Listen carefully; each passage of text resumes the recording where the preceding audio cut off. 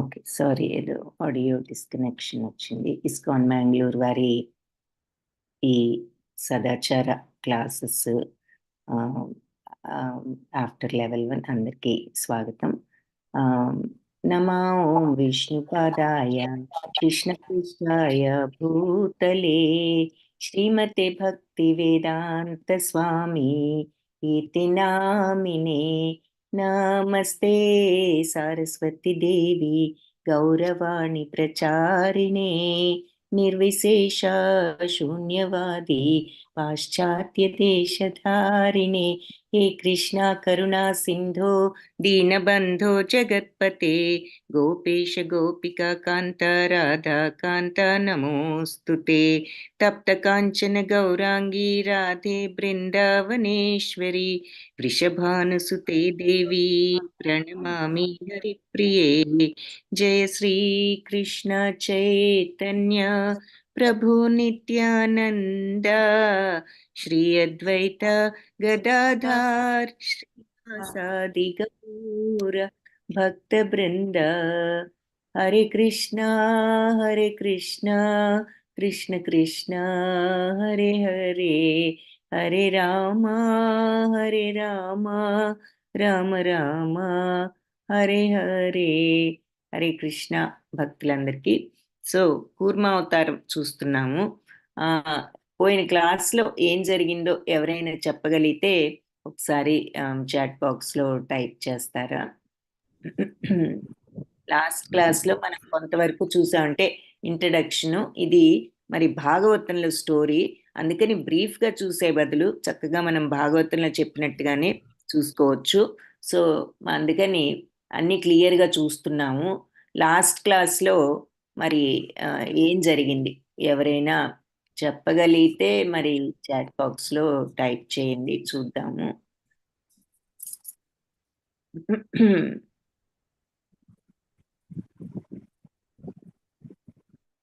బ్రీఫ్గా చెప్పొచ్చు, ఎక్కువ లేకపోయినా అసలు ఏం జరిగింది అనేది ఎవరికైనా గుర్తున్నదా?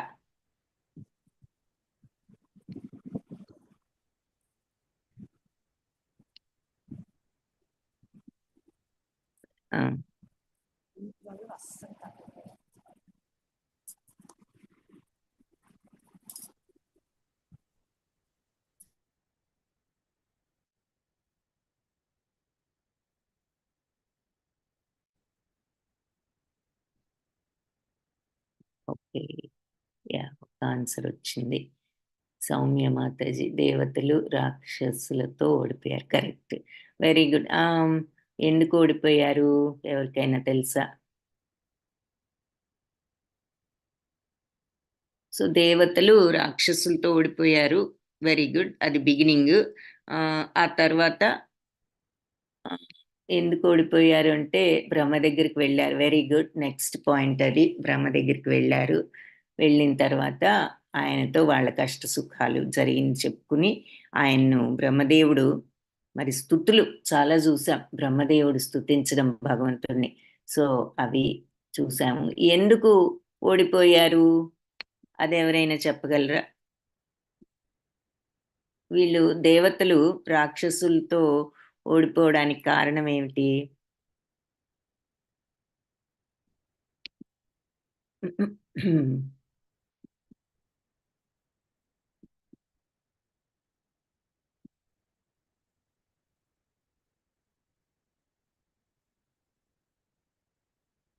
దేవతలు ఓడిపోయారు అని చెప్పుకున్నాము, కారణం ఏమిటి? అది 5th చాప్టర్లో చూసాము. దుర్వాస మహర్షి శాపం, ఎక్సలెంట్, వెరీ గుడ్. ఇంద్రుడి గర్వం, very good, correct, excellent, very good, ధన్యవాదాలు మాతాజీ. ఇంద్రుడి వల్ల, ఎందుకంటే దుర్వాస అతని యొక్క ప్రవర్తన వల్ల దుర్వాస మహాముని చెప్పించడం, దాంతో వీళ్ళందరూ కూడా మరి మీకు వెళ్ళి ప్రార్థించడం జరిగింది. సో ఎవరైనా చదవాలనుకుంటే ఇది మనం జరిగింది ఏదో క్విక్గా ఈ ఈ ఫస్ట్ 2 పారాగ్రాఫ్స్ చదవచ్చు. హ్యాండ్ రైజ్ చేయండి. అది మనకి సింపుల్గా సమరైజ్ చేస్తుంది. ఇది చదివే వాళ్ళు ఎవరైనా ఉంటే హ్యాండ్ రేస్ చేయండి, చదవాలనుకుంటే. ఓకే, సో ఎవరు హ్యాండ్ రేస్ చేయడం లేదు. ఓకే, సౌమ్య మాతాజీ, హరే కృష్ణ. ఓకే మాతాజీ, కనిపిస్తోంది కదా, దేవతలు ప్రార్థించగా దేవదానవులు సంధి ప్రకటించుట అన్న అధ్యాయంలో ఫస్ట్ పారాగ్రాఫ్స్ చదువుతారా మాతాజీ? దేవతలు ప్రార్థించక భగవానుడు వారి ఎదుట ప్రత్యక్షమైన వైనము ఈ అధ్యాయమును వివరింపబడినది. ఆ దేవదేవుని ఆదేశానుసారము దేవతలు సముద్రం నుండి అమృతమును చిలుకుటకై దానవులతో సంధి చేసుకునేది. దేవతలు కావంచిన ప్రార్థనలు గడిచిన అధ్యాయమును వర్ణింపబడినవి. వానిచే దేవతల ఎడ ప్రసన్నుడైన క్షీరోదక సాయి విష్ణువు వారి ఎదుట ప్రత్యక్షమయ్యాను. భగవంతుని దివ్య దేహ తేజముచే దేవతలు కనులు మిరుమెట్లు గొల్పగా దాదాపు దేనిని చూడజాలని వారైరి. దాని వలన తొలుత వారికి భగవానుని ఏ దేహాంగము గోచరింపలేదు. కాని కొంత తడవుకు బ్రహ్మదేవునికి దృష్టి గోచరము కాగా శివునితో కూడి అతడిట్లు ప్రార్థింపదొడిగాను. వెరీ గుడ్, ధన్యవాదాలు. హరే కృష్ణ. ఇది కొంచెం లాంగ్గా ఉంది ఈ ప్రార్థనలు. ఓకే, చదవండి మాతాజీ. బ్రహ్మదేవుడి ప్రార్థనలు చూసాము, చదవండి ఇక్కడి నుంచి. బ్రహ్మదేవుడు పలికెను, కనిపిస్తోంది కదా మాతాజీ? Okay okay. బ్రహ్మదేవుడు పలికెను, జనన మరణాతీతుడైనందున భగవానుడు శాశ్వతుడు. భౌతిక గుణరహితుడైన అతడు అపరిమిత కళ్యాణ గుణసాగరుడు.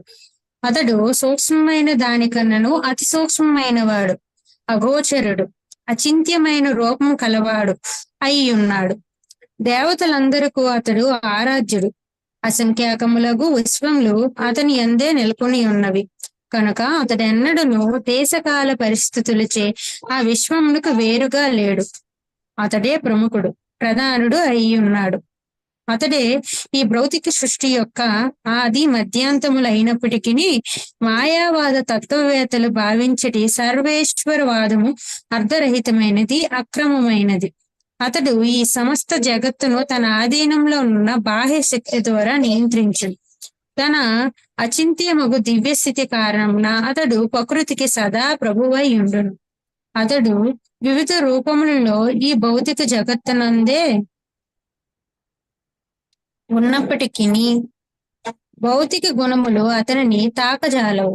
అతని ఉపదేశములు భగవద్గీత యందు ఒసగబడినవి ద్వారానే ఎవ్వడనైనా ఆ దేవదేవుని స్థితిని తెలుసుకొనజాలడు. దదామి బుద్ధి యోగం తమ్ అని భగవద్గీత యందు తెలుపబడినది. బుద్ధి యోగం అనగా భక్తి యోగం. కేవలం భక్తి యోగ విధానమునే మనుషుడు దేవాతి దేవుడైన శ్రీకృష్ణ భగవానుని తెలుసుకొనగలడు. ఒక్క నిమిషం మాతాజీ. హరే కృష్ణ మాతాజీ, ధన్యవాదాలు. సో ఇదంతా కూడా ఇప్పుడు బ్రహ్మదేవుడు ఏ రకంగా మనం స్తుతించాడో మనం చాలా శ్లోకాలు చూసాం. సో దాని యొక్క అర్థం అంతా ఇక్కడ మనకి చక్కగా బ్రీఫ్గా చెప్పారనమాట. అంటే లాస్ట్ చాప్టర్లో మనం చూసిందంతా కూడా ఇక్కడ మనకి బ్రీఫ్గా చెప్పడం జరిగింది. సో తర్వాత ఏం జరుగుతుంది అన్నది కూడా మనం కొంత ఇక్కడ చెప్తారు. సో అది చూద్దాం. ఇంకెవరైనా చదివే వాళ్ళు ఉన్నారా? ఈ నెక్స్ట్ పారాగ్రాఫ్ కూడా చదవచ్చు. ఇంకెవరైనా చదవాలనుకుంటే హ్యాండ్ రైజ్ చేయండి.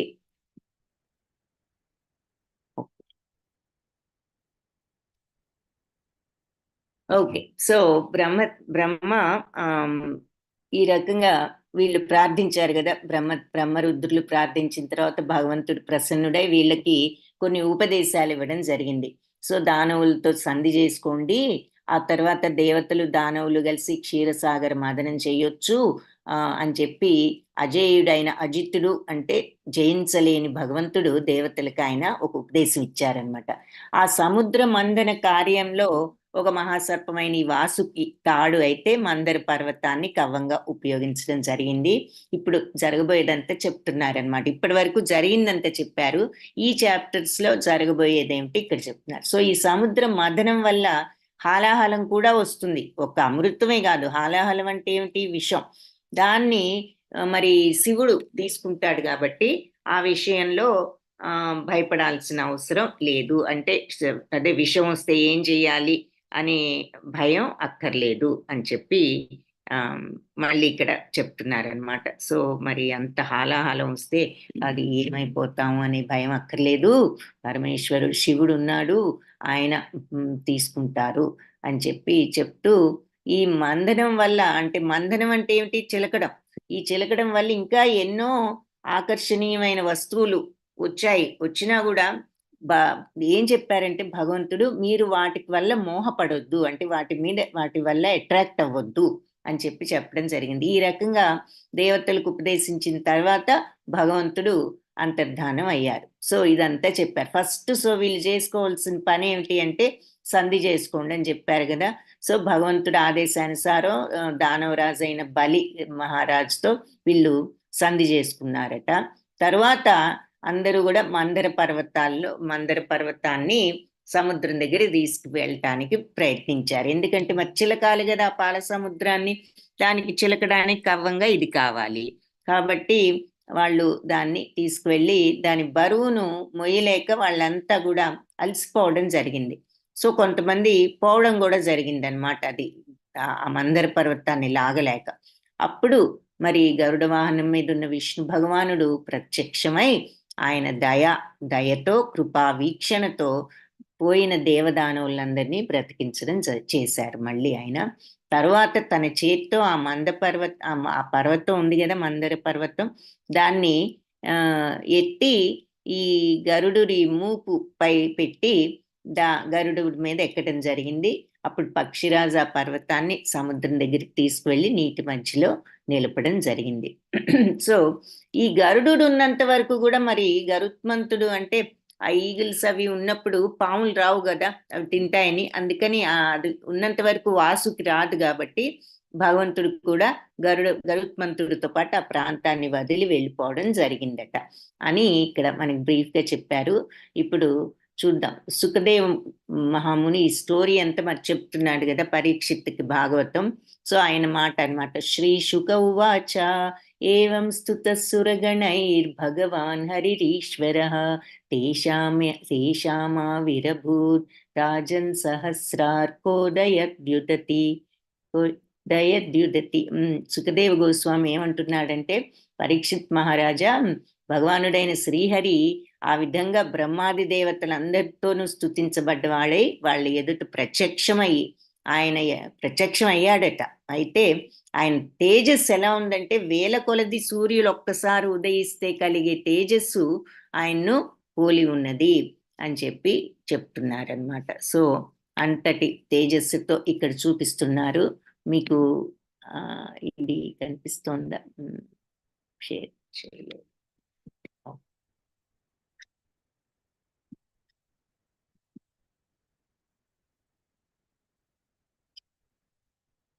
ఇది. సో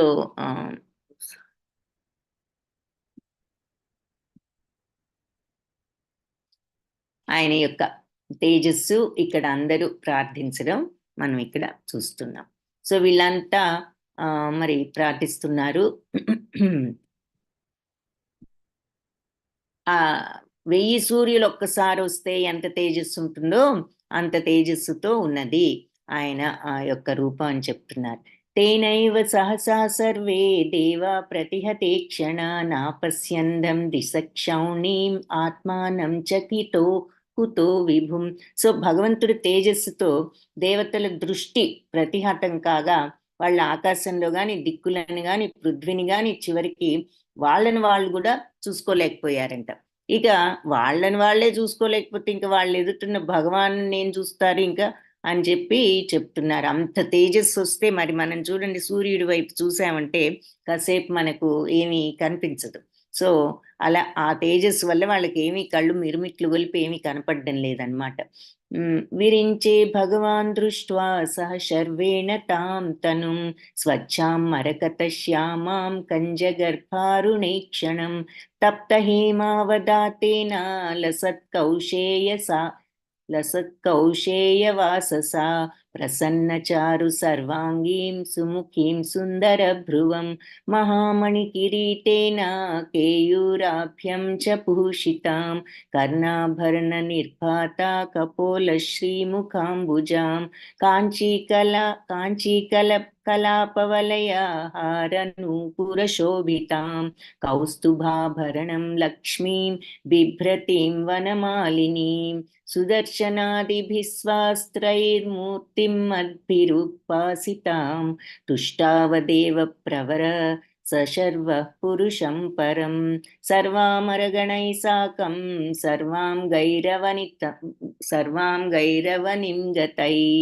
సో ఈ శ్లోకాలన్నిటిలో శివుడితో పాటు బ్రహ్మదేవుడు దేవదేవుడి నిర్మలమైన సౌందర్యాన్ని చూశారట. శివుడితో పాటు బ్రహ్మదేవుడు కూడా భగవంతుడి యొక్క నిర్మల సౌందర్యాన్ని చూసి ఈ భగవంతుడి నీలమేఘ శ్యామల దేహం మరకత మణి అంటే ఏమిటి, ఆకుపచ్చ కలరున్న మణిలాగా అనిపించిందంట ఆయన నీలమేఘ శ్యామం. అతని అరుణ నయనాలు పద్మకోశాలు పోలి ఉన్నాయి, అంటే పద్మ రేకుల్లాగా ఉన్నాయి. కరిగిన బంగారం వంటి పీతవసనాన్ని దాల్చిన ఆయన, అంటే ఎల్లో కలర్ బంగారు వస్త్రాన్ని దాల్చి ఆయన సమస్త దేహం ఆకర్షణీయంగా అలంకృతమై ఉన్నది. భగవంతుడిని వర్ణిస్తున్నారనమాట. ఆయన రూపాన్ని మరి కనిపించాడు కదా, నార్మల్గా భగవంతుడు సామాన్యంగా కనిపించరు. సో ఆయన కనిపించాడు, ఆయన ఎలా ఉన్నాడు అన్నది చెప్తున్నారు. బ్రహ్మదేవుడు శివుడు ఆయన నిర్మల సౌందర్యాన్ని చూశారు. నీలమేఘ శ్యామ ఎలా ఉందంటే మరకత మణిలాగా ఉంది, అరుణ నయనాలు పద్మకోశంలాగా ఉన్నాయి, కరిగిన బంగారం లాంటి పీత వస్త్రం అంటే పసుపచ్చని వస్త్రాన్ని ధరించి దేహం అంతా కూడా ఆకర్షణీయంగా అలంకృతమై ఉన్నది, అంటే చక్కగా అలంకరించి ఉన్నది. మణిమండిత కిరీట శోభితం, మణులతో కూడిన కిరీటంతో మరి సుందర దరహాసపూర్ణం చక్కటి చిరునవ్వుతో ఉన్నటువంటి ఆయన ముఖ పద్మాన్ని వాళ్ళు చూశారట. ఆకర్షణీయమైన కనుబొమ్మలు, మరి భగవానుని కపోలములు అంటే చెవులు కుండల శోభితాలే ఉన్నాయి, కుండలాలు ఉన్నాయంట చెవికి. బ్రహ్మరుద్రులు భగవంతుడి నడుముకి ఉన్నట్టి కాంచీ కలాపాన్ని, కరకంకణాలని అంటే నడుము కట్టి ఉన్న కాంచీ కలాపము, తర్వాత కర కంకణం అంటే చేతికి ఉన్న కంకణాలని, వక్షస్థలం పైన ఉన్న కంఠాభరణాలు ఉన్న ఆయన మెడలో ఉన్న మాలలు, బంగారు దండలు, అవి కాలికి ఉన్న అందెలు, ఇవన్నీ కూడా చూశారట. భగవంతుడు పుష్పమాలను ధరించి కౌస్తుభాభరణ, సో మామూలు బంగారు దండలు ప్లస్ భగవంతుడికి ఎప్పుడు కౌస్తుభం ఉంటుంది కదా, వక్షస్థలే కౌస్తుభం అని మనం చూస్తాం కదా శ్లోకంలో కూడా. సో కౌస్తుభ ఆభరణ భూషితుడై లక్ష్మీదేవిని గద చక్ర ఆది మొదలైన ఆది ఇంకా మిగిలిన ఆయుధాలతో కలిసి ఉన్నాడు. మరి గద చక్రము చెప్పారు, శంఖ చక్ర గదాది అంటారు కదా. సో వాటన్నిటితో ఉన్నాడు లక్ష్మీదేవితో సహా. సో బ్రహ్మరుద్ర దేవతలు ఆ విధంగా భగవంతుణ్ణి చూసిన వెంటనే సాష్టాంగ దండ ప్రణామాలు చేశారట. శ్రీ బ్రహ్మోవాచ, బ్రహ్మ అంటున్నాడనమాట, ఏమని, నీవు జన్మరహితుడు అయినా సరే నీ అవతార ఆవిర్భావ అంతర్ధానాలు ఎప్పటికీ కూడా నిలిచిపోవు. భౌతిక గుణరహితుడమైన నీవు దివ్యానంద సాగరుడవు, దివ్య రూపంలో నువ్వు ఎప్పుడూ ఉంటావు కాబట్టి నువ్వు సూక్ష్మం కంటే కూడా సూక్ష్మమైన వాడివి అంటూ మళ్ళీ స్థుతులు మొదలు పెట్టాడనమాట. కాబట్టి అలాంటి అచింత్య స్థితి ఉన్న నీకు మేము నమస్కరిస్తున్నాము అని చెప్పి భగవద్గీతలో ఒక శ్లోకం కూడా ఇక్కడ జన్ను అజోపి సన్నవ్యయాత్మ అని ఆయనే చెప్తారు. జన్మలేని వాడినైనా నా దివ్య దేహం ఎప్పుడు నశింపనిదైనా ఆది రూపంలో నేను ప్రతి యుగంలోనూ అవతరిస్తాను అన్న విషయం మళ్ళీ మనకి ఇక్కడ గుర్తు చేస్తున్నారు. ఇంకా పురుష శ్రేష్ఠ పరమదాత, నీకు శ్రేయస్కరమైన వ్యక్తులు, శ్రేయస్కాముల వ్యక్తులు ఈ రూపంలో నిన్ను వేదతంత్రానుసారం అర్చిస్తారు అని చెప్తూ, అంటే అన్నీ తెలిసిన వాళ్ళు వివేకవంతులు. నీ యందు మేము ముల్లోకాలను కూడా కాంచి చూడగలము అని మళ్ళీ అంటున్నారు. సో నువ్వు ఈ జగత్తులో మరి ఉద్భవించావు, నీలోనే ఉండి చివరికి నీలోనే సమస్తము కూడా లయమవుతుంది. మరి మరి మృత్తిక కుండకు కూడా కారణమై నువ్వు కుండ రూపంలో ఉండి అది పగిలిపోయిన తర్వాత చివరికి ఇంతకు పూర్వ రూపంలోనే, అంటే పగిలిపోయిన తర్వాత ఏమవుతుంది, కుండ మళ్ళీ మన్నైపోతుంది. సో సో అలా నువ్వు సమస్తానికి ఆది మధ్య అంతం అంతా కూడా నువ్వే. అంటే మట్టి ఎలాగైతే మనం ఈ భూమి మీద చూస్తే సమస్తం మట్టో, అలాగే ఈ విశ్వం అంతటికి కూడా నువ్వే మూలం. నీ నుంచే వస్తోంది, నీ నుంచే నీలోకే అన్ని విలీనం అయిపోతున్నాయి అని దీని అర్థం అనమాట. ఇప్పుడు కుండ ఉన్నది, కుండ ఎక్కడి నుంచి వచ్చింది, మట్టిలో నుంచి వచ్చింది. అది పగిలిపోతే మళ్ళీ నానిపోయి అది మట్టి అయిపోతుంది. సో అలాగే మన బాడీ అయినా అంతే. సో కుండని ఒక ఎగ్జాంపుల్గా చెప్పారు. సో అలా ప్రతిదీ నువ్వే ఈ సమస్త యూనివర్స్ కి మూలాన్ని. భూమికి ఎలా అయితే మనం మట్టి అనుకుంటున్నామో అలా ఈ యూనివర్స్ కి నువ్వే ఆది మధ్య అంత. అంటే అన్ని నీలో నుంచి వస్తున్నాయి ఆకారాలు, మళ్ళీ నీలోకే వెళ్ళిపోతున్నాయి, వెళ్తాయి. నువ్వు మరి పూర్ణ స్వతంత్రుడు అయినా కూడా వేరే ఆశ్రయాన్ని ఏమి నువ్వు తీసుకోవు. నీ మాయతోనే నువ్వు ఈ విశ్వాన్ని నువ్వు సృష్టిస్తావు. దాంట్లో మళ్ళీ నువ్వే ప్రవేశిస్తావు. నువ్వు సృష్టించిన విశ్వంలో మళ్ళీ నువ్వే ప్రవేశిస్తావు. నువ్వు ఎంతో స్వతంత్రుడు, కానీ వేరే హెల్ప్ ఏమి నువ్వు తీసుకోవు, ఎవరికి పని చెప్పవు. నువ్వు చేయవలసింది అది. అక్కడ అన్యాశ్రయాన్ని అంటే నువ్వు ఎవరి హెల్ప్ అడగవు, ఎవరికి వేరే పనులు నువ్వు అప్పచెప్పవు కూడా. నీ పని నువ్వే. ఆయన చేయవలసిన సృష్టిని ఆయనే సృష్టించుకుని ఆయనే మళ్ళీ అందులో ప్రవేశించి దానిని మెయింటైన్ చేస్తున్నారు. మరి స్థితి అన్నీ మళ్ళీ స్థితిలో ఉండేటట్లు కూడా చూడాలిగా, సృష్టించి వదిలేయడం కాదు కదా, అవి రన్ అయ్యేటట్టు కూడా చూడాలి కదా. అది కూడా నువ్వు అందులో ప్రవేశించి నువ్వే చేస్తున్నావు. కృష్ణ సో భక్తులు మరి ఈ శాస్త్రాన్ని, ఈ విషయాన్ని తెలిసి వాళ్ళు భక్తితో ఈ ఉంటూ వాళ్ళ యొక్క కల్మషాన్నంతా పోగొట్టుకున్న మహాత్ములు నిర్మలమైన మనస్సుతో నిన్ను చూడగలరు. సో ఈ రకంగా సమస్తాన్ని వ్యాపించి ఉన్న నిన్ను ఎవరు చూడగలరు అంటే, నిర్మలమైన మనస్సు ఎప్పుడు వస్తుంది, భక్తి భావన పూర్తిగా ఉన్నప్పుడు. అంటే భక్తి ఉంటే చాలు, మిగిలిందేమీ అక్కర్లేదు అనుకోవడం కాదు. భక్తి భావన పూర్తిగా ఉండటం అంటే శుద్ధ భక్తులు. శుద్ధ భక్తులు అంటే ఎవరు? మనం భగవద్గీతలో శుద్ధ భక్తుల లక్షణాలు చూసాం. 1, 2 ఎవరైనా చెప్పగలిగితే చాట్ బాక్స్ లో టైప్ చేయండి. శుద్ధ భక్తుల లక్షణాలు అంటే అవి ఉంటేనే శుద్ధ భక్తులు అంటాం. సో అలాంటి లక్షణాలు ఉన్న వాళ్ళు నిర్మల మనస్సుతో భగవంతుణ్ణి చూడగలరు అంటున్నారు. ఏమిటి ఆ లక్షణాలు? చాలా ఉన్నాయి. కనీసం 1, 2 అయినా మీకు ఎవరైనా గుర్తొస్తే చెప్పండి, లేదంటే నేను మళ్ళీ చెప్తాను అని చెప్పి ఇట్లా మళ్ళీ బ్రహ్మదేవుడు ఈ విషయంగా సృష్టిస్తున్నాడనమాట. మరి అలాగే ఈ జగత్తంతా కూడా మరి పుణ్యాత్ములు కూడా ఈ విషయాన్ని ధ్రువపరిచారు అని చెప్పి చెప్తున్నారు.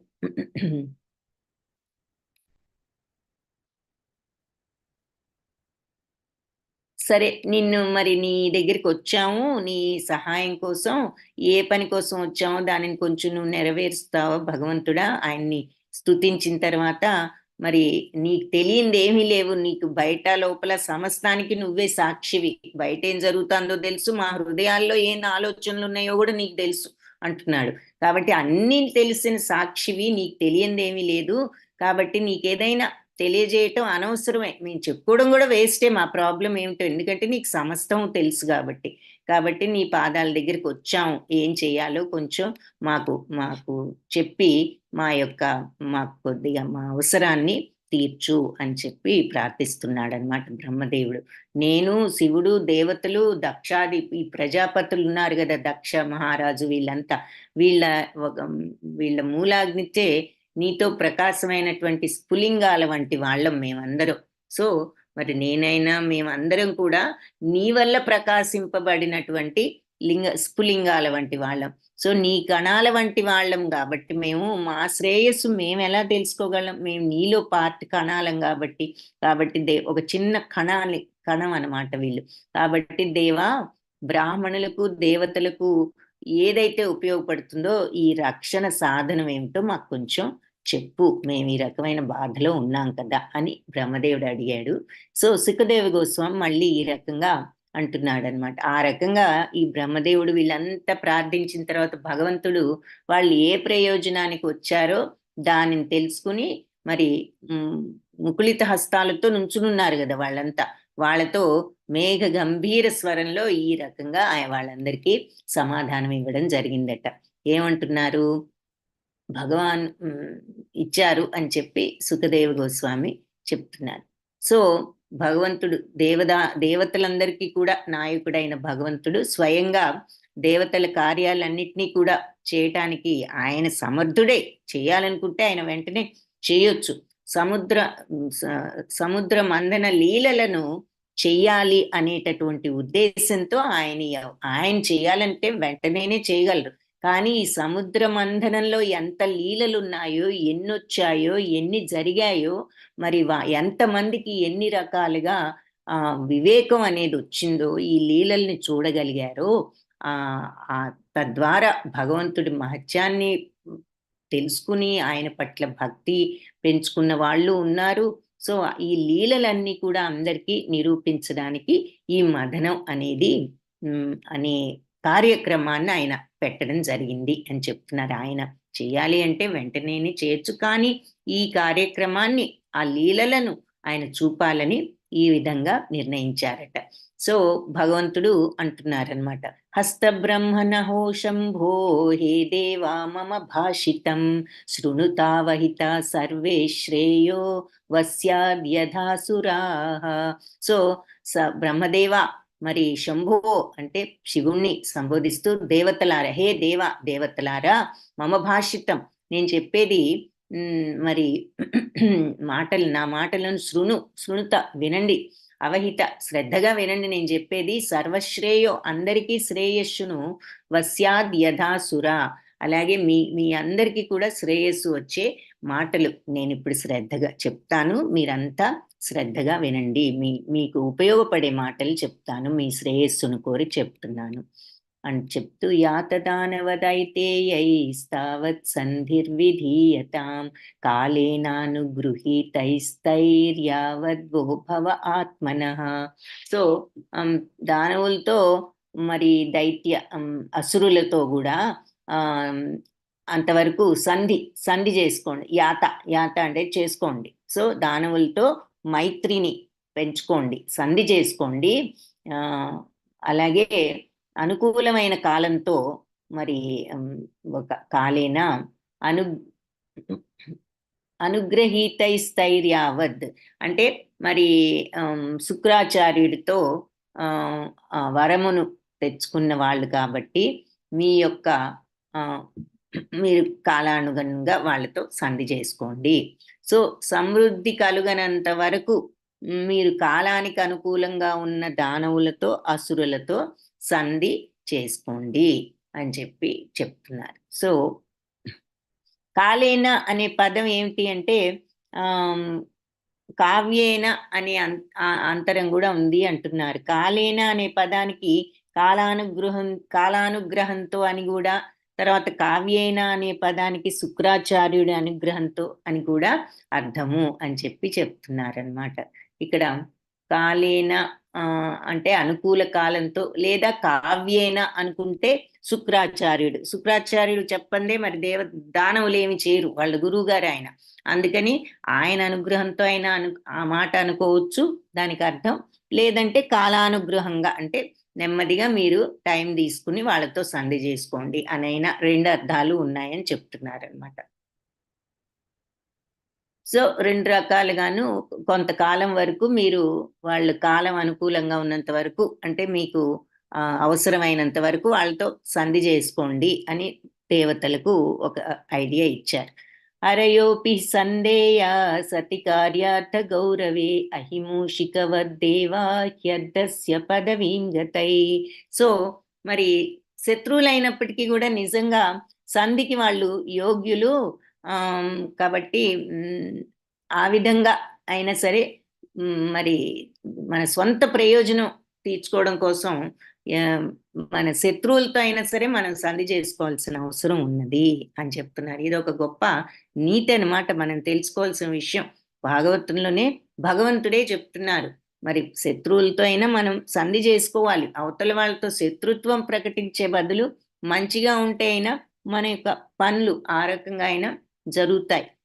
మరి తన హితం కోసం అతడు సర్పమూషిక న్యాయాన్ని అనుసరించి ప్రవర్తించాలి. మరి తనకి ఏదైనా మంచి కావాలి అనుకున్నప్పుడు ఇలా మరి అవతల వాళ్ళు ఎలాంటి వాళ్ళైనా సర్పమూషిక వ్యాయం అంటారు. అదేంటి అంటే, ఓ పావును ఎలుక ఒక బుట్టలో చిక్కుకున్నాయట. చిక్కుకున్నప్పుడు మరి దీనికి పాము ఎలుకను తినేయగలదు, అది గొప్ప ఛాన్సే దానికి. కానీ తినే ఏం చేస్తుంది, ఆ బుట్టలో అది అలాగే చిక్కుకుపోయి ఉంటుంది, బయటికి రావడం దానికి చేత కాదు.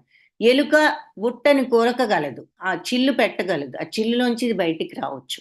అందుకని దానిని తినకుండా దాంతో ఫ్రెండ్షిప్ చేసి దానిని మరి కన్నం వేయమని అడిగి తద్వారా తప్పించుకుందనమాట.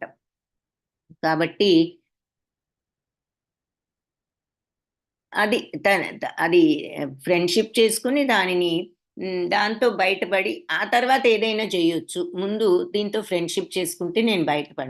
అలా ఎప్పుడూ కాదు, బట్ అవసరమైనప్పుడు మరి కొన్నిసార్లు మన ప్రాణానికి ముప్పొచ్చిన ఇలాంటప్పుడు మరి కొన్ని సర్పమూషిక న్యాయము అని చెప్పి అంటూ ఉంటారు. సో మనకు తప్పనప్పుడు శత్రువుతో అయినా సరే సంధి చేసుకోవాల్సిందే అని చెప్పి చెప్తున్నారు. అమృతోత్పాదనే యత్న క్రియతామ విలంబితం యస్య పీతస్య వైజంతుర్మృత్యుగ్రస్తో మరో భవేత్.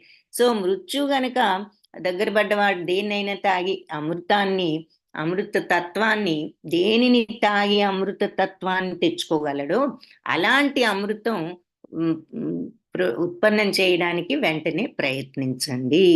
సో మృత్యు దగ్గర పడ్డవాడు ఏది త్రాగితే వాడికి అమృత తత్వం వస్తుందో అలాంటిది కనుక్కోవడానికి మీరు ప్రయత్నించండి అని చెప్తున్నారు. సో ఆ ప్రయత్నం మరి వీళ్ళొక్కళ్ళే చేయలేరు, కాబట్టి మీరు దానవులతో హెల్ప్ తీసుకోవాలి. క్షిప్త్వా క్షీరో దధౌ సర్వా వీరుతృణలతౌషధీ మంధానం మందరం కృత్వా నేత్రం కృత్వా తు వాసుకిం సహాయేన మయా దేవా నిర్మంధత్వం మతంద్రిత క్లేశభాజో భవిష్యంతి దైత్యాయూయం ఫలగ్రహ. సో క్షీరసాగర మదనంలో ఎన్నో రకాలు తృణాలు, లతలు, ఔషధాలు అన్నీ పడేయండి. అందులో రకరకాలైన ఔషధాలు మరి లతలు ఇవన్నీ నా సహాయంతో ఈ మందర పర్వతము ఒక కవ్వంలాగాను వాసుకిని ఒక త్రాడ్ లాగాను చేసి మీరు అదే ఎంతో కాన్సన్ట్రేషన్తో అనన్య చిత్తం అంటే ఆ మార్గంలో నుంచి వైదొలగకుండా ఆ పని అయ్యే వరకు మీరు కాన్సన్ట్రేషన్తో సముద్ర మథనం చెయ్యండి. చేసి ఆ రకంగా దానవులకు మరి శ్రమ లభింపగా మీకు నిజమైన ఫలితం అంటే సముద్రం నుండి ఉత్పన్నమైన అమృతం లభించగలదు.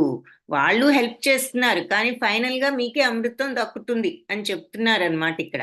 సో దీని అర్థం ఏమిటి అంటే, పాపం వాళ్ళు చేస్తే వీళ్ళకే దక్కుతుంది అంటున్నారు ఏమిటి అని మనకు అనిపిస్తుంది.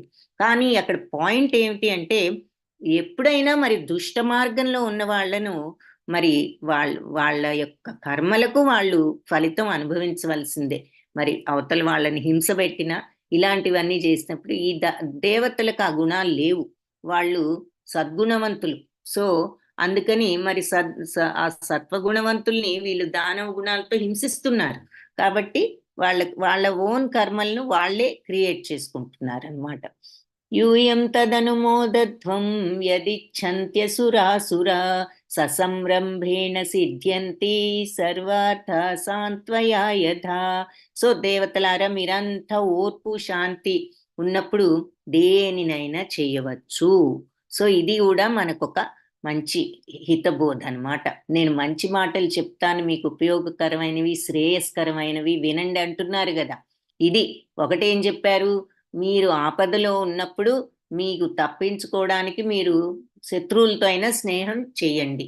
రెండవది మరి మీరు ఇది ఏది సరే వాళ్ళు చేయవలసింది ఆ పర్వతం తీసుకురండి, మదనం చేయండి అని చెప్పిన తర్వాత మనలాంటి వాళ్ళని కూడా ఈ నేర్చుకోవడానికి ఓర్పు శాంతి కలిగినప్పుడు దేన్నైనా చేయవచ్చు.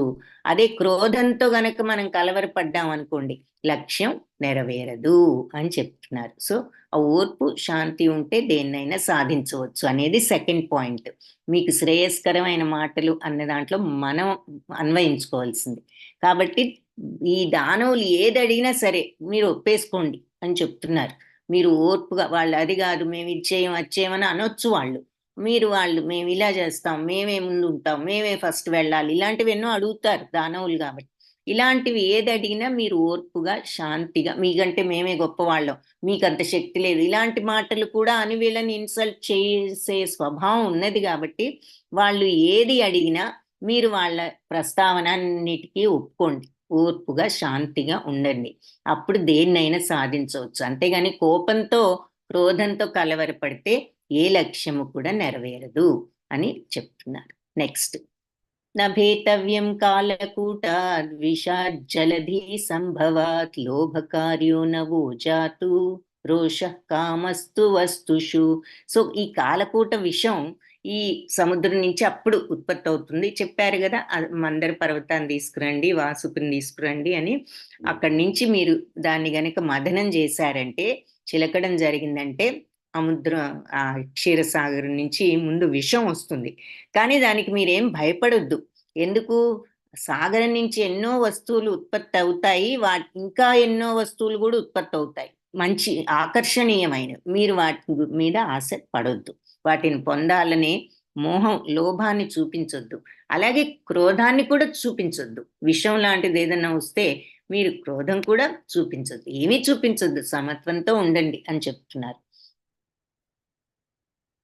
శుద్ధ భక్తులు సత్వగుణం కలిగి ఉంటారు. Very good. శుద్ధ సత్వం మామూలు సత్వాన్ని కూడా మించిందనమాట. సత్వగుణంలో కొంచెం నేను మంచివాణ్ణి, నేను అనే అహంకారం ఇంకా కొంత ఎక్కడో ఉంటుంది. నేను చేస్తున్నాను, నేను మంచివాడిని కాబట్టి మంచి పనులు చేస్తున్నాను, ఇలా మంచి బుక్స్ చదువుకుంటున్నాను, మంచి ప్రవర్తనలో ఉన్నాను, నేను భగవన్నామ స్మరణ చేసుకుంటున్నాను, పూజలు చేసుకుంటున్నాను, దాన ధర్మాలు ఇస్తున్నాను, ఇలా నేనేదో మనమే అన్నిటికీ కారణం అనుకుంటున్నాం. అంతా సర్వం శరణాగతం భగవంతుడే అన్న థాట్ ఇంకా రాలేదన్నమాట. అది కూడా దాటి ఆ థాట్లోకి వెళ్ళినప్పుడు అది శుద్ధ సత్వం అని చెప్పి, ఇక నేనేదో చేస్తున్నాననే ఫీలింగ్ కూడా లేదు. అంతా భగవంతుడు ఆయన ఇచ్చిందే, ఆయన ఏ రకంగా అంటే ఆ రకంగా జరుగుతుంది అనే శరణాగత తత్వం ఉన్నప్పుడు వాళ్ళు శుద్ధ సత్వంలోకి వెళ్ళినట్టు లెక్క. అది శుద్ధ భక్తుల లక్షణాలు అనమాట. అంతటి నిర్మల హృదయం ఎవరికి ఉంటుంది? శత్రువునైనా మిత్రునైనా ఒకే రకంగా చూసేవాడికి, సుఖమైన దుఃఖమైన భగవత్ ప్రసాదం అనుకునేవాడికి మనం చూసాం ఇటువంటి లక్షణాలు కొన్ని. సో ఎవరైనా ప్రశంస అయినా నిందైనా ఒకటే, గౌరవించిన అగౌరవించిన వాళ్ళకొకటే. గౌరవం ఇస్తే పొంగిపోరు, అగౌరవం చేస్తే కృంగిపోరు, ఏదైనా వాళ్ళకొకటే. వాళ్ళు అలాంటి సమస్థితిలో ఉండగలిగిన వాళ్ళు అనమాట. అంత నిర్మల హృదయం ఉన్నప్పుడు భగవంతుణ్ణి వాళ్ళు చూడగలుగుతారు అని ఇందాక మనం చూసాం. సో చక్కగా మనకి భాగవతంలో భగవంతుడి స్టోరీస్ తో పాటు కొన్ని నీతులు కూడా మనం ఇక్కడ కూడా చూస్తున్నాం అనమాట. భగవద్గీతలో మన జీవన విధానం ఎలా ఉండాలో మనం తెలుసుకున్నాం కొంతవరకు. ఇక్కడ కూడా మనకి ఈ రకంగా చెప్తున్నారు. సరే, ఇక్కడ మీరు దేనికి ఆశపడద్దు, దాంట్లోంచి ముందు విషం వస్తుంది, తర్వాత ఎన్నో ఆకర్షణీయమైన వస్తువులు వస్తాయి. అంతేగాని మీరు దేని గురించి కూడా మీరు ఆశపడకూడదు, అలాగే కోపం కూడా చూపించొద్దు. అయితే సుఖదేవ గోస్వామి మళ్ళీ చెప్తున్నారు, ఇంతవరకు భగవాన్ ఉవాచ. ఇప్పుడు శుక ఉవాచ, ఇతి దేవాన్ సమాదిశ్య భగవాన్ పురుషోత్తమః తేషామంతర్దధే రాజన్ స్వచ్ఛందగతిరీశ్వరః. ఏమంటున్నారు? సుఖదేవ గోస్వామి పరీక్షిత్ మహారాజుతో మాట్లాడుతున్నారు కదా. సో పరీక్షిత్ మహారాజా ఎంతో స్వతంత్రుడు, మరి ఆయన భగవంతుడు సర్వస్వతంత్రుడు, పూర్ణ పురుషోత్తముడు. ఆయన దేవతలకు ఆ రీతిగా ఉపదేశించి ఆ తర్వాత అంతర్ధానం అయ్యాడట, ఆయన మాయమయ్యారు. అద తస్మై భగవతే నమస్కృత్య పితామహ భవశ్చ జగతు స్వం స్వం ధామోపేయుర్బలిం సురా. సో ఆ తర్వాత మరి ఈ భగవంతుడికి నమస్కరించి ఎవరు, బ్రహ్మ రుద్రులు వీళ్ళంతా కూడా పితామహ బ్రహ్మదేవుడు, భవ అంటే చ అంటే శివుడు కూడా నమస్కరించి వెళ్ళిపోయారు వాళ్ళ వాళ్ళ ధామాలకు, వాళ్ళ వాళ్ళ నెలవులకు, నివాసాలకు వాళ్ళు వెళ్ళిపోయారు అనమాట. అయితే దేవతల బ్రహ్మదేవుడు శివుడు వాళ్ళ నివాసంకి వెళ్ళిపోతే దేవతలు ఏం చేశారంటే బలి చక్రవర్తి దగ్గరికి వెళ్ళారు. ఎందుకంటే మరి ఆయనతో దానవులతో సంధి చేసుకోమని చెప్పారు కదా, సో ఆయన దగ్గరికి వెళ్ళారు. అప్పుడు దృష్ట్వారీనప్య సంయత్తాన్ జాత క్షోభాన్ స్వనాయకాన్ న్యషేధద్యైత్యరాట్ శ్లోక్య సంధి విగ్రహ కాలవిత్. సో ఈ దైత్యరాజు అయిన బలిచక్రవర్తి ఎప్పుడు సంధి చేసుకోవాలో, ఎప్పుడు యుద్ధం చేయాలో ఆయనకు అసలు అన్నీ తెలుసు. ఆయన ఇవన్నీ బాగా తెలిసిన వాడి రాక్షస రాజు అయినటువంటి బలిచక్రవర్తి. సో దేవతలను చూసి తన సేనానాయకులు కొంచెం కలవరపడితే వాళ్ళని చంపడానికి కూడా బయలుదేరారంట వాళ్ళ సేనాపతులు, రాక్షస సేనాపతులు. వెంటనే వాళ్ళని వారించాడనమాట.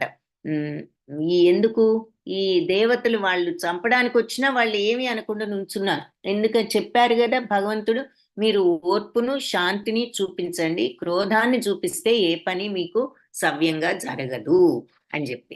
సో వీళ్ళు రాజుగారు ఉన్నారు అక్కడ, వీళ్ళు సేనాపతులు వీళ్ళ మీదకి వెళ్ళారు చంపుదామని. కానీ వాళ్ళు అలాగే మౌనంగా నుంచునేసరికి వెంటనే బలి చక్రవర్తికి తెలుసు అలా ఎదురు తిరగని వాళ్ళ మీద మనం వాళ్ళని ఏమి చేయకూడదు అనేది తెలిసిన ఆయన కాబట్టి ఆయన వెంటనే వాళ్ళని వారించడం జరిగింది, వాళ్ళని ఏం చేయొద్దు అని చెప్పి. అది కాకుండా మరి ఇంటికి వెళ్ళిన వాళ్ళు మరి మన శత్రుత్వం ఉన్నా సరే, శత్రువు అయినా మన ఇంటికి వచ్చినప్పుడు మర్యాద చెయ్యాలి ఒక అతిథిగా అని చెప్పేసి భాష్యంలో కూడా చెప్తున్నారు. కాబట్టి సంధి చేసుకోవడంలోనూ యుద్ధం చేయడంలోనూ కూడా బలి చక్రవర్తి నేర్పరి. యుద్ధం ఎప్పుడు చేయాలి, అవతల వాడి చేతుల్లో కూడా ఆయుధం ఉన్నప్పుడు యుద్ధం చేయాలి, అంతేగాని వాళ్ళు ఏదో వస్తే వాళ్ళని అక్కడ చంపితే ఇంకా ఆయనలో వివేకానికి ఇంకా వివేకం ఉన్నట్లు ఎలా అనుకుంటాం. ఆయన ఇంత వివేకవంతుడు కాబట్టి ఆయనకి ఈ విషయాలు తెలుసు కాబట్టి వాళ్ళు బయలుదేరిన చంపడానికి వెంటనే వాళ్ళని వారించడం జరిగిందనమాట. వారించి దేవతలను ఆయన ఆహ్వానించాడు. తే వైరోచనీమాసీనం గుప్తం చాసురయూధపై శ్రియా పరమయా జుష్టం జితాశేషముపాగమన్. సో దేవతలు విరోచన సుతుడగు అంటే బలిచక్రవర్తికి ఆ పేరుందనమాట, సమీపించి ఆసీనులయ్యారు ఆయన దగ్గర. ఆయన రమ్మన్నారు కదా, వెళ్ళి ఆయన దగ్గర కూర్చున్నారట. కూర్చుని మరి ఈ అసుర సేనా నాయకులు, ఆయనకి సేనా నాయకులు వీళ్ళంతా ఉన్నారు కదా, వాళ్ళంతా చూడ ఈ అన్ని లోకాలని జయించి ఆయన చాలా ఐశ్వర్యవంతుడై ఉన్నాడనమాట. ఈ దైత్యరాజు అయినటువంటి బలి చక్రవర్తి చాలా చాలా ధనాన్ని సంపాదించాడు కాబట్టి ఆయన చాలా ఐశ్వర్యవంతుడు అని చెప్తున్నారు. మహేంద్రశ్లక్ష్ణయా వాచా సాంత్వయిత్వా మహామతి అభ్యభాషత తత్సర్వం శిక్షితం పురుషోత్తమాత్. సో మహేంద్రుడు అంటే ఇంద్రుడు మరి శ్లక్ష్ణయ అంటే ఎంతో మృదువైనట్టి మాటలతో, మాటలతో సాంత్వయిత్వ బలిచక్రవర్తుని ప్రసన్నుని చేసి మహామతి అంటే బుద్ధిమంతుడైనటువంటి అంటే తెలివిగలవాడైన ఇంద్రుడు మంచి మాటలతో ఈ బలి చక్రవర్తిని ప్రసన్నుని చేశాడట. అభ్యభాషత అంటే సంబోధించి ప్రస్తావించాడనమాట. ఏమని, సర్వం శిక్షితం పురుష ఉత్తమాత్. సో భగవంతుడు చెప్పిన విషయాలన్నీ కూడా ఈయనకి వినిపించాడట చక్కగా. ఈ దేవతలకు రాజైన ఇంద్రుడు తెలియగలవాడు కాబట్టి మరి దేవరాజు బుద్ధిమంతుడు అంటే నిజంగానే బుద్ధి ఉంది, కాకపోతే ఆ టైంలో కొంచెం గర్వం పెరిగేసరికి మరి ఈ కష్టాలన్నీ వచ్చాయి. కొంచెం కూడా మరి గర్వాన్ని పెంచుకుంటే మంచి బుద్ధులు వదిలి దేవతలు అంటే మరి వాళ్ళకి సద్బుద్ధి సత్వ సంపన్నులు వాళ్ళు. అలాంటి అలాంటి మరి దేవతలకు ఈ ఇంద్రుడికి అన్ని ఉండేసరికి అలాంటి వాళ్ళకు కూడా ఒక్కొక్కసారి గర్వం వస్తుందన్నమాట. వచ్చినందుకు ఇప్పుడు ఫలితం అనుభవిస్తున్నాడు. మళ్ళీ ఆ గర్వం తగ్గి మళ్ళీ నార్మల్ అయ్యాడు. కాబట్టి బుద్ధిమంతుడు మామూలుగా బుద్ధిమంతుడే కాబట్టి అది అనుకోవచ్చు, వివేకవంతుడని కూడా అనుకోవచ్చు. తెలివిగలవాడు అయిన ఇంద్రుడు మృదువైన మాటలతో బలిచక్రవర్తిని ప్రసన్నుని చేసి తర్వాత భగవంతుడు చెప్పిన విషయాలన్నీ కంప్లీట్ గా వీళ్ళకి ఆయన ఏం చెప్పారో అవన్నీ వివరించారట బలిచక్రవర్తికి. తత్వరోచత దైత్యస్య తత్రాన్యే ఏ సురాధిప శంబరోరిష్టనేమిశ్చ ఏయ చ త్రిపురవాసినః. సో అయితే తత్వరోచత దైత్యస్య. సో ఈ మనోహరమైనటువంటి ఈ మాటలన్నీ కూడా సురాధిపుడు దైత్యస్య బలిచక్రవర్తికి వివరించారు. అంతేకాకుండా ఈ అసురాధిపతులు ఉన్నారు కదా, మిగిలిన రాక్షస నాయకులు కానీ వీళ్ళంతా సేనాధిపతులు వీళ్ళు శంబరాది అంటున్నారు. శంబరుడు, అరిష్టనేమి వీళ్ళందరూ కూడా ఉన్నారనమాట ఆయన అనుయాయులు. అంటే ఆయనతో పాటు ఉన్న వాళ్ళు త్రిపురవాసులు.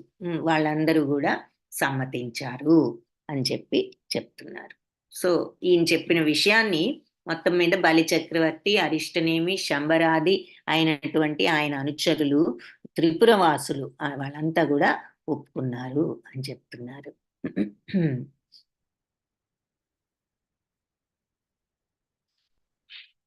సో వాస్తవానికి అంటే అమృతోత్పాదన జరిగిన వెంటనే చేజిక్కించుకుని మనం ఉపయోగించుకోవచ్చు అని వాళ్ళు అనుకుంటున్నారు. సరే ఫ్రెండ్షిప్ చేస్తున్నారు, అమృతం అంటున్నారు, వచ్చిన తర్వాత మనం తీసుకుందామని వాళ్ళు అనుకుంటున్నారు. న్యాయానికి దేవతలు కూడా ఇదే అనుకుంటున్నారు కదా. కానీ డిఫరెన్స్ ఏమిటి అంటే దేవతలు భక్తులు కాబట్టి భగవంతుడు వాళ్ళ వైపు ఉన్నారు. మరి అసురులు మరి భగవంతుడిని వాళ్ళు అసలు పట్టించుకోవడం లేదు, వాళ్ళకి ఆ గౌరవం లేదు. కాబట్టి ఈ ప్రపంచంలో 2 పక్షాలు ఉన్నాయి. ఒకటి విష్ణు పక్షం, రెండోది భగవద్రహిత పక్షం. అంటే మరి భగవంతుడు లేడు అనుకునేటటువంటి పక్షం. సో అని చెప్పి మళ్ళీ ఇక్కడ చెప్తున్నారు. సో డిఫరెన్స్ అది. ఆ భక్తి భావం అనేది వాళ్లకు లేదు. తదా దేవాసురా కృత్వా సంవిధం కృత సౌహృద ఉద్యమం పరమం చక్రూర్ అమృతార్థే పరంతప. సో పరీక్షిత్ మహారాజా మరి తర్వాత దేవదానవులందరూ కూడా తాత్కాలిక సంధి చేసుకున్నారు. మరి వాళ్ళకి తెలుసు ఇది ఏదో అవసరం కోసం చేసుకున్నారు 2 పక్కల వాళ్ళు. సో ఇంద్రుడు ప్రపోజ్ చేసినట్లుగా ప్రతిపాదించినట్లుగా అమృతం కోసం చాలా తీవ్రమైన ప్రయత్నం మొదలు పెట్టారనమాట వాళ్ళు వీళ్ళు కూడా. సో కృత సౌహృద అంటున్నారు ఇక్కడ ఫస్ట్ లైన్ చివరిలో. కృత్వా సంవిధం ఏది దేవాసుర తతో తర్వాత దేవతలు అసురులు కూడా కృత్వ చేసుకున్నారు. ఏమిటి సంవిధం సూచిస్తూ తాత్కాలిక సంధిని సూచిస్తూ సంధి చేసుకున్నారు. ఉద్యమం పరమం అంటే తీవ్ర ప్రయత్నం చేస్తున్నారు. చక్రు అంటే చేశారట. పరమం ఉద్యమం చాలా తీవ్ర యత్నం చక్రు చేశారు. దేనికి? అమృతార్థే అమృతం కోసం. పరంతప అంటే శత్రునాశనం చేయగలిగిన పరీక్షిత్ మహారాజా అని చెప్తున్నాడు. ఇక్కడ పరంతప అంటూ పరీక్షిత్తుని సంబోధిస్తున్నాడు అనమాట సుఖదేవ గోస్వామి. సో ఆ తర్వాత సంధి చేసుకున్న తర్వాత ఇద్దరు కూడా తాత్కాలిక సంధి చేసుకుని ఇంద్రుడు చెప్పినట్లుగా ఈ అమృతోత్పాదన కోసం తీవ్ర ప్రయత్నం మొదలు పెట్టారట. తతస్తే మందరగిరిం ఓజసోత్పాట్య దుర్మదాః నదంత ఉదధిం నిన్యు శక్తా పరిఘ బాహవ. సో తతస్తే అనంతరం వీళ్ళు అందరూ కూడా దేవతలు దానవులు మందరగిరికి ఓజస గొప్ప బలంతో దాన్ని ఉత్పాట్య పెళ్లగించారట. అందరూ కలిసి మొత్తానికి ఆ మందర పర్వతాన్ని పైకి లాగి పెద్దగా అరుస్తూ సముద్రం దగ్గరికి ఉదంత అంటే సముద్రం దగ్గరకు నిన్ను తీసుకువెళ్ళారనమాట. నదంతా ఉదయం అరుస్తూ సముద్రం దగ్గరికి తీసుకుపోయారు. వీళ్ళంతా తీసుకువెళ్ళి ఎవరు? శక్త్యా పరిఘాబాహవ ఎంతో ఈ బలవంతులు దీర్ఘం పుష్టితమైన బాహువులు ఉన్న వాళ్ళు. సో అనంతరం ఈ శక్తి సంపన్నులు, దీర్ఘ బాహువులు, పుష్టి బాహువులు ఉన్నవాళ్ళు, దేవతలు, దానవులు కూడా ఈ గొప్ప బలంతో మందర పర్వతాన్ని పెళ్ళగించి పెద్దగా అరుచుకుంటూ ఈ సముద్రం దగ్గరకు, క్షీరసాగరం దగ్గరికి తీసుకువెళ్ళారట. దుర్భారోద్వహ శ్రాంత శక్రవైరోచనాదయ అపారయంతస్తంవోఢుం వివశా విజహుపది. సో బహుదూరం గొప్ప బరువును మోయడం వల్ల పాపం ధ్వహశ్రాంత అంటే ఇక వాళ్ళు అలసిపోయి, శక్రవైరోచనాదయ ఏది ఇంద్రుడు, మరి బలి చక్రవర్తి విరోచన సుతుడు అనమాట ఆయన, అందుకని వైరోచన అనే పేరు. వైరోచన ఆదాయ అంటే బలి చక్రవర్తి మున్నగు వాళ్ళందరూ కూడా అపారయంతస్థం అసమర్థులై ఆ పర్వతాన్ని మొయ్యడానికి వివశులై అంటే మొయ్యలేకిక అశక్తులై విజహు వదిలిపెట్టేశారట. ఇక్కడ ఎక్కడ 10 మార్గ మధ్యంలోనే వదిలిపెట్టేశారు. పాపం అరుచుకుంటూ లేపారు దాన్ని, అందరూ కలిసి లేపి పెద్దగా వాళ్ళు సముద్రం దగ్గర తీసుకువెళ్ళాలని బయలుదేరిన వాళ్ళు ఇక మార్గ మధ్యంలో ఇక మొయ్యలేక అలిసిపోయి వాళ్ళంతా దాన్ని చాలా దూరం మోసారు. కానీ ఇక చివరికి కొంత దూరం అయిన తర్వాత బహుదూరం మోయటం వల్ల ఇంద్రుడు, బలి, దేవదానవులు అందరూ కూడా అలసిపోయి ఇక ఎంత మాత్రం మోయలేక దాన్ని మధ్యలోనే వదిలిపెట్టారట. నిపత్తన్ స గిరిస్తత్ర బహూనమరదానవాన్ చూర్ణయామాస మహతా భారేణ కనకాచలః. సో అమిత భారం కలిగిన ఆ స్వర్ణమయమైనటువంటి మందర పర్వతం కింద పడి పాపం పడివేసి దాన్ని ఇట్లా జార్చేసరికి చాలా మంది కూడైపోయి దాని కింద మరణించడం కూడా జరిగిందనమాట. అది బంగారం, రాయి కంటే కూడా బరువైందట బంగారం. ఇది మరి బంగారం మయం కాబట్టి ఈ మందర పర్వతం సాధారణ పర్వతం కంటే కూడా అది బరువు ఎక్కువ అనమాట. అందుకనే మరి అంత గొప్ప వీరులు అంతమంది ఉండి కూడా దాన్ని సగం దూరం వరకు తేగలిగారు, కానీ ఆ తర్వాత వాళ్ళ సాధ్యం కాలేదు. అది వదిలేసేసరికి దాని కింద పడి వీళ్ళంతా కొంతమంది పోవడం జరిగింది. తాంస్తదా భగ్న మనసో భగ్న బాహూరు కంధరాన్ విజ్ఞాయ భగవాంస్తత్ర బభూవ గరుడ ధ్వజ.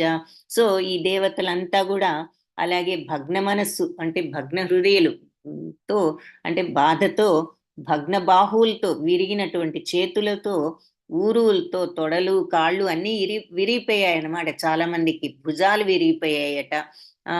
ఇవన్నీ ఇలా ఉన్నారు పాపం వాళ్ళు. విజ్ఞాయ ఇక ఈ విషయం తెలుసుకుని భగవాన్ విష్ణు భగవానుడు అక్కడికి అక్కడ బభూవ ప్రత్యక్షమయ్యారన్న గరుడ వాహనంలో అని చెప్తున్నారు. సో ఈ రకంగా వాళ్ళంతా భగ్న హృదయులు అంటే డిసప్పాయింట్ అయిపోయారనమాట. ఇక చేయలేము అనేటటువంటి డిస్కరేజ్మెంట్ వచ్చింది. భగ్న హృదయులు అంటే ఇక డిసప్పాయింట్మెంట్, డిస్కరేజ్ అయిపోయి ఇక వాళ్ళు చేతులు, కాళ్ళు, పాపం తొడలు అన్నీ కూడా విరిగిపోయాయి. కాబట్టి భగవంతుడు సమస్తం తెలిసిన విజ్ఞాయ ఆ భగవంతుడు మళ్ళీ అక్కడ ప్రత్యక్షమయ్యారు గరుడ వాహనం మీద అని చెప్తున్నారు.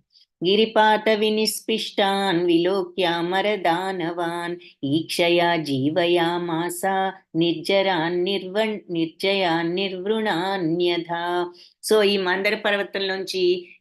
మందర పర్వతం కింద పడ్డం వల్ల చూర్ణమయ్యారు కదా, పొడైపోయిన వాళ్ళందరినీ కూడా విలోక్య చూశారట. చూసి అమర దానవాన్ ఎవరు అమరులైన దేవతలను, దానవులు రాక్షసులను ఇద్దరిని అక్కడ ఈ పొడైపోయిన వాళ్ళందరినీ భగవంతుడు చూడటం జరిగింది.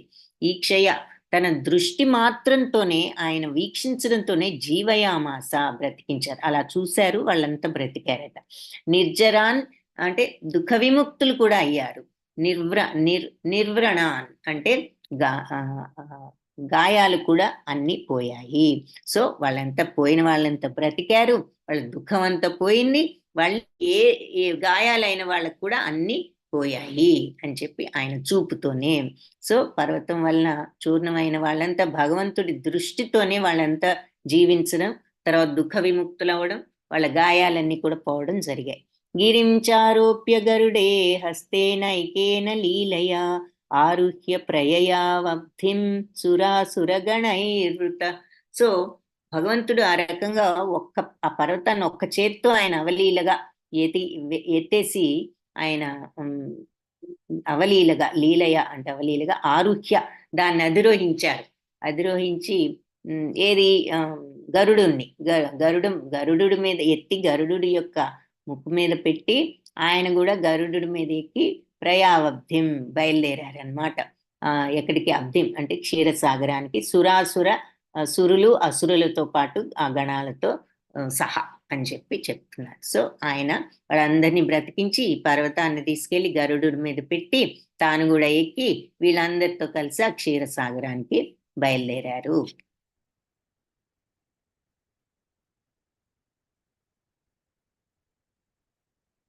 అంటే భగవంతుడు ఎంత భారమైందైనా మోయగలడని వాళ్ళంతా మనకి దేవతలకు తెలుసు. కానీ దానవులు ఇదేదో పౌరాణిక విషయంలే అని చెప్పి వాళ్ళు నమ్మకపోవచ్చు. ఏదో పురాణాల్లో ఏదో చెప్తున్నారులే అని చెప్పేసి నమ్మకపోవచ్చు.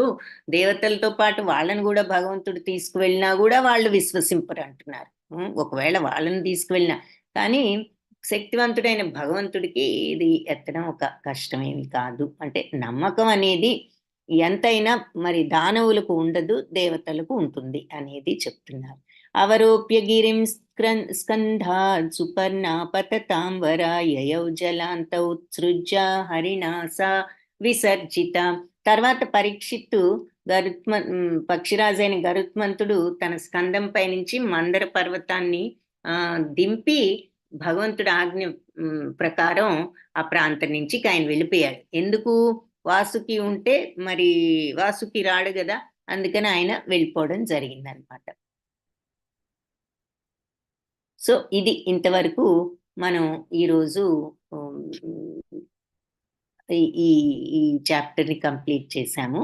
సో అవరోప్య దింపి ఈ పర్వతాన్ని గిరిని స్కందాత్ తన భుజాల మీద నుంచి సుపర్ణ అంటే గరుత్మంతుడు పతతాం వరహ పక్షుల్లోకెల్లా పరాక్రమవంతశాలి అయిన గరుత్మంతుడు తన భుజాల మీద నుంచి ఈ దింపాడట. దింపి యయౌ జలాంత అంటే వెళ్ళిపోయాడు. యయౌ జలాంత సాగరం దగ్గరికి వెళ్ళిపోయి ఆ సాగరం దగ్గర ఉంచి ఆ పర్వతాన్ని పాపం హరినాస అంటే భగవంతుడి యొక్క ఆజ్ఞతో సవిసర్జిత అతను వెళ్ళిపోయాడు అని చెప్తున్నారు. సో గరుత్మంతుడు భుజాల మీద నుంచి పర్వతాన్ని సముద్రం దగ్గర దింపి భగవంతుడు ఆజ్ఞ ప్రకారం అక్కడి నుంచి వెళ్ళిపోయాడు. ఎందుకంటే మహాసర్పమైన వాసుకి మరి పక్షిరాజైన గరుత్మంతుడికి ఆహారం కదా, మరి అందుకని అది రాదన్నమాట ఈయనుంటే. కాబట్టి అది కవ్వంగా ఉండాలి కాబట్టి ఈయన వెళ్ళిపోతే గానీ అది రాదు కాబట్టి ఈయన వెళ్ళిపోవడం జరిగిందనమాట. మందనం జరగడానికి రావాలి కాబట్టి గరుత్మంతుడిని వెళ్ళిపోమని భగవానుడు చెప్పడం, ఆయన వెళ్ళిపోవడం జరిగింది. అది ఆ తర్వాత అద్భుతమైన ఏర్పాట్లు చేస్తారనమాట భగవంతుడు. తర్వాత ఆయన చేసిన అద్భుతమైన ఏర్పాట్లు ఇలా ఉంటాయి అంటున్నారు. ఏది కూడా యాదృచ్ఛికంగా జరగదు.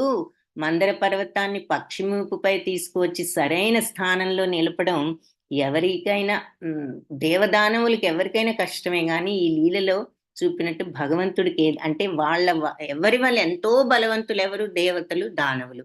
వాళ్ళ వల్ల కూడా అసాధ్యమైన పని మరి భగవంతుడికి సుసాధ్యమే అంటున్నారు. సో ఇది ఆయనంతటా ఆయన ఇలా చేసేయొచ్చు ఒక చూపుతో. వీళ్ళందరికీ కూడా లీలల్ని చూపించాలి, విషయాన్ని తెలియపరచాలి, ఎవరి పనులు వాళ్ళు చేసుకోవటం నేర్పరితనంతో కూడా నేర్పించాలి దేవతలకు అనే ఉద్దేశంతో ఆయన ఈ రకమైనటువంటి మరి నటన సూత్రధారి కాబట్టి ఈ ఏర్పాటు. సో అలాగే దేవదానవులందరినీ గరుడు కూడా భగవత్ అనుగ్రహంతో ఆయన మోయగలిగాడు మరి గరుత్మంతుడు. కాబట్టి తన సర్వశక్తిమత్వం కారణంగా భగవంతుడు యోగీశ్వరుడు అని మనకు తెలుస్తోంది. కోరినది ఏదైనా సరే దూది కంటే కూడా బరువు తక్కువగా ఆయన చేయగలడు అని చెప్తూ, అలాగే బ్రహ్మాండం కంటే కూడా భారయుతంగా అంటే ఇంకా బరువుగా, ఈ విశ్వం కంటే బరువుగా కూడా చేయగలడు ఆయన తలుచుకుంటే. కాబట్టి ఆయన యొక్క కార్యకలాపాలని నమ్మని వాళ్ళు సమస్తము కూడా ఏ విధంగా సమస్తము విశ్వసింపని వారు ఎట్లు సమస్తము వనగూడునో వివరింపజాలరు. అసలు ఈ విశ్వము దాని యొక్క అర్థం కూడా వాళ్ళకి తెలియదు. భగవంతుడి యొక్క కార్యకలాపాలను నమ్మని వాళ్ళకి యాదృచ్ఛికం అని అనుకున్నారు అంటే ఇంకా వాళ్ళన్నీ ఊహాగానాల్లోనే ఉంటారు. ఇదంతా యాదృచ్ఛికం, ఇందులో భగవంతుడు ఏమి లేదు, ఆయన సృష్టించింది ఏమి లేదు, ఇలాంటి ఆలోచనలు ఉన్నప్పుడు ఇంక వాళ్ళు ఎప్పటికీ కూడా వాళ్ళు విషయాన్ని తెలుసుకోలేరు. ఆ విశ్వాసం లేనప్పుడు నిజం ఎప్పుడు కూడా యాదృచ్ఛికం కాదంటున్నారు. ట్రూత్ అనేది ఉందంటే అదేమి యాదృచ్ఛికంగా జరిగేది కాదు. నిజం అంటే అది నిజంగా జరిగిందే అని ఇక్కడ ఈ ఈ పదం వెరీ ఇంపార్టెంట్ మాట అన్నమాట ఇది. నిజం ఎప్పుడూ యాదృచ్ఛికం కాదంటున్నారు. కాబట్టి ప్రతిదీ కూడా భగవంతుడి చేతనే మరి ఒనగూడుతోంది. ఈ విషయంలో ఆ భగవంతుడే స్వయంగా మరి భగవద్గీతలో మయాధ్యక్షేణ ప్రకృతి సూయతే సచరాచరం అన్నారు 9.10లో. అంటే నా అధ్యక్షతలో ఈ ప్రకృతి కదిలేవి కదలనిది అన్నీ కూడా సృష్టిస్తోంది అని చెప్తున్నారు. ఈ జగత్తులో కార్యకారణాలన్నీ కూడా ఆయన అధ్యక్షతలో జరుగుతున్నాయి. ఆయన శక్తి తెలుసుకోలేని కారణం చేతే దానవులు ఏదైనా అద్భుత విషయం జరిగింది అంటే అది యాదృచ్ఛికంగా జరిగింది అనుకుంటా. అబ్బో ఎంత అద్భుతం జరిగింది, అంతేగాని భగవంతుడు లీల అని వాళ్ళు అనుకోరు. యాదృచ్ఛికంగా జరిగిందని అనుకుంటారు అని చెప్తున్నారు. సో ఈ శ్లోకంలో లాస్ట్ లో ఏం జరిగిందంటే ఈ చాప్టర్ లో గరుత్మంతుడు తన భుజాల మీద నుంచి మందర పర్వతాన్ని ఆ క్షీరసాగరం దగ్గర దింపి భగవంతుడు ఆజ్ఞాపించినట్లుగా అక్కడి నుంచి వెళ్ళిపోయాడు. సో భాగవతంలో దేవదానవులు సంధి చేసుకోవటం అని ఈ అష్టమ స్కందంలో ఉన్నాం. 8th క్యాంటో అనమాట. 8th క్యాంటోలో మళ్ళీ ఎన్నో చాప్టర్స్ ఉంటాయి. మొత్తం 12 క్యాంటోస్, 12 స్కందాలు ఉన్నాయి. ఇది 8th క్యాంటో అనమాట. ఇందులో 6వ అధ్యాయం మనం ఈరోజు కంప్లీట్ చేశాం. సో రేపు 7th చాప్టర్ చూద్దాం. కంటిన్యూషన్ ఆఫ్ ఈ దేవదానవ క్షీరసాగర మథనం. ఆ తర్వాత ఈ మథనం సందర్భంగా కూర్మ అవతారంలో భగవంతుడు ఉద్భవించడం. హరే కృష్ణ. వాంఛాకల్పతరుభ్యశ్చ కృపా సింధుభ్యేవ చ పతితానాం పావనేభ్యో వైష్ణవేభ్యో నమో నమః. హరే కృష్ణ. భక్తులందరికీ మరి క్లాస్కి వచ్చినందుకు అందరికీ ధన్యవాదాలు. రేపు కూడా మరి రండి శ్రద్ధగా. ఇది ఒక మంచి అవకాశం. నార్మల్గా అంటే మీరు భాగవతం క్లాస్ కూడా ఉంటుంది 8 o'clockకి. కానీ భాగవతం ఇంకా చక్కగా అంటే మీరు మెల్లగా ఒక్కొక్క శ్లోకం ఒక్కొక్క క్లాస్లో 2-3 శ్లోకాస్ కంటే ఎక్కువ చెప్పడానికి వీలుండదు. ఎందుకంటే శ్లోక రిపిటేషన్ అది ఉంటుంది. ప్లస్ మీరు ఫస్ట్ నుంచి చూస్తారు. అంటే ఇప్పుడు జాయిన్ అయితే ఎక్కడుంటే అక్కడ ఉంటారు. బట్ అది కూడా రివాల్వింగ్ క్లాస్, మళ్ళీ రిపీట్ అవుతూ ఉంటుంది. ఇక్కడ ఏమిటంటే మనం కొన్ని టాపిక్స్ని, ఫర్ ఎగ్జాంపుల్ ఇప్పుడు అవతారాలు తీసుకున్నాం.